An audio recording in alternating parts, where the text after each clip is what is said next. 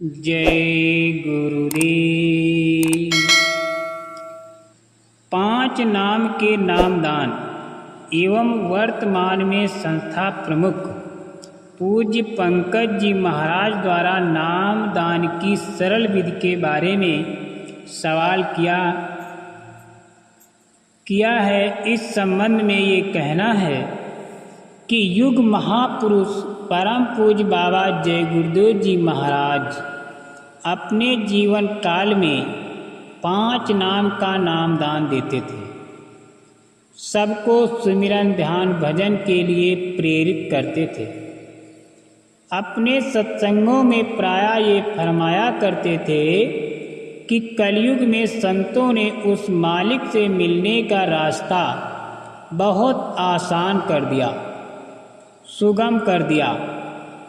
उनकी शरण में आकर सेवा भक्ति करके उनकी दया लेकर न जाने कितनी सूरतें अपने घर वापस चली गईं। उनका कल्याण हो गया। जो सूरतें अपने असली घर यानी सतलोक पहुंच गईं, वो अब कभी लौटकर यहाँ जन्म मरण के देश में नहीं आएंगी। संतों के आने का सिलसिला कबीर साहब से शुरू हुआ। इस परंपरा में नानक जी,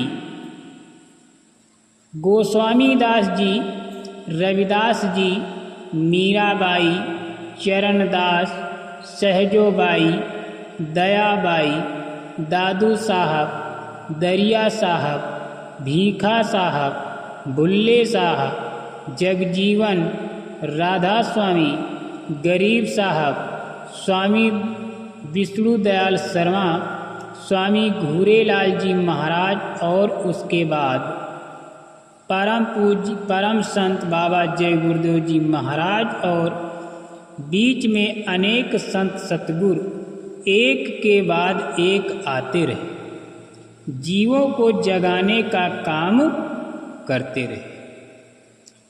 पहले ये सुरत शब्द योग नाम योग मार्ग बिल्कुल गुप्त था। नामदान पाने के लिए कठिन सेवा कसौटियों से गुजरना पड़ता था। शुरू में नामदान के लिए कठिन परीक्षा देनी पड़ती थी। पूरे आध्यात्मवाद की पढ़ाई के लिए 4 जन्म की अवधि लग जाती थी। पहल जन्म गुरु भक्ति कर, जन्म दूसरे नाम, तीसर जन्म मुक्ति पद, चौथे में निज धाम। कहने का मतलब ये है कि पहला जन्म गुरु सेवा में बीत जाता था। दूसरे जन्म में भी सेवा करते करते परमार्थी राहगीर भक्ति मार्ग में परिपक्व किए जाते थे। दूसरे जन्म के आखिर में नामदान मिलता था। तीसरे जन्म में मुक्ति पद तक की साधना कराई जाती थी। चौथे जन्म में पूरी भक्ति यानी अपना असली घर सतलोक मिलता था। जितने भी संत आए सबने 5 नामों की उपासना कराई। परम पूज्य बाबा जय गुरुदेव जी महाराज भी 5 नाम का नामदान दिया करते थे।